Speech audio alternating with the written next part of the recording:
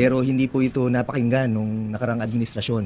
Kaya nga nung nag-decide po na tumakbo si MST po kasi ang tawag namin kay MST. Yan ang bansag namin saya kasi Mayor Sunny Trillanes. MST. Akala ko mista. Kaya ho nung simula nung tumakbo si MST talagang hindi po kami nagdalawang isip na suportahan siya dahil yung pong pakikipaglaban niya sa korupsyon talagang alam naman natin. Simulat sa poll yun ang kanyang stand.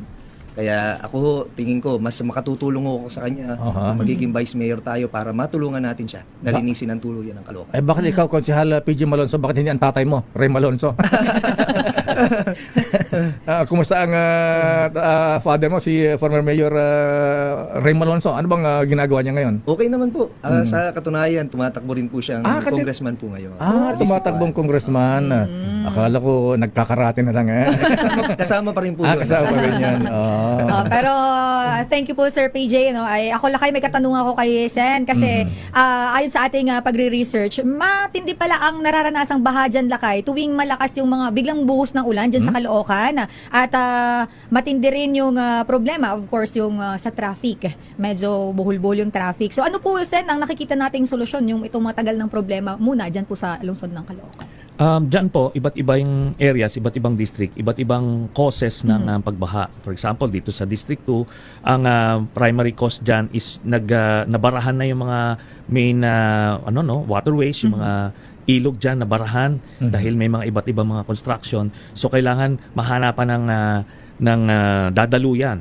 Tapos marami din tayong mga naisip na mga pwedeng solusyon kagaya ng mga ginagawa. Hindi lang dito sa iba't ibang bansa, dito sa BGC meron silang mga floodwater detention system na kung saan maghuhukay sa ilalim tapos doon muna dadalo yung floodwater pagka wala na dahan-dahan pinapump out yan.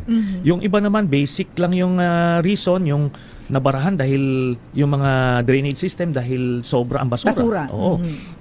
So yung mga ganon malilinis yon, kayang maayos yon. So iba't iba ang reasons at iba't iba rin ang solusyon na pwede natin gawin. Senator Trillanes, sir, ayan sabi nga ng dating Pangulong Noynoy Aquino. Sigaw natin noong kampanya kung walang korap, walang mahirap.